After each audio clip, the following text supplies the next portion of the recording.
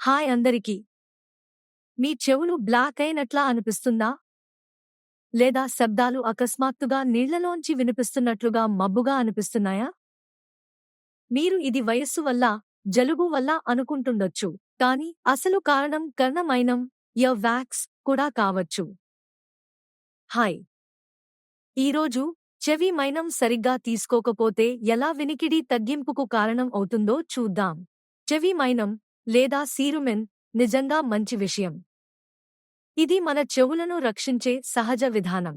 ఇది దుమ్ము, బ్యాక్టీరియా, చిన్న కణాలను అడ్డుకుని అవి చెవితుట్టే, ఇయర్ డ్రమ్ వరకు చేరకుండా కాపాడుతుంది. కానీ సమస్య ఏమిటంటే, చెవి మైనం ఎక్కువగా పేరుకుపోతే చెవి మార్గాన్ని బ్లాక్ చేసి ఈ సమస్యలకు దారి తీస్తుంది. వినికిడి తగ్గడం. చెవిలో మోగుడు గింగిరాలు, రింగింగ్ సౌండ్, చెవిలో నొప్పి లేదా నిండినట్టుగా అనిపించడం.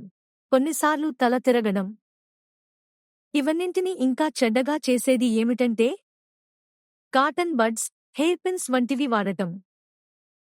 అవి మైనాన్ని తీసేయకుండా ఇంకా లోపలకు నెట్టేస్తాయి.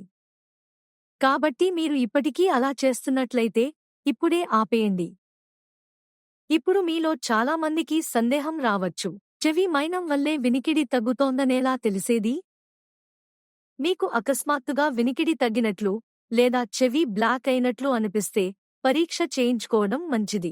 ఇక్కడే హియర్ జాప్ మీకోసం ఉంది. హియర్ జాప్ అనేది మీ మొత్తం వినికిడి ఆరోగ్యానికి ఒకే చోట పరిష్కారం. మీరు చెవి పరీక్షలు, వినికిడి పరీక్షలు, నిపుణుల కన్సల్టేషన్ ఇవన్నీ అప్లోనే బుక్ చేసుకోవచ్చు.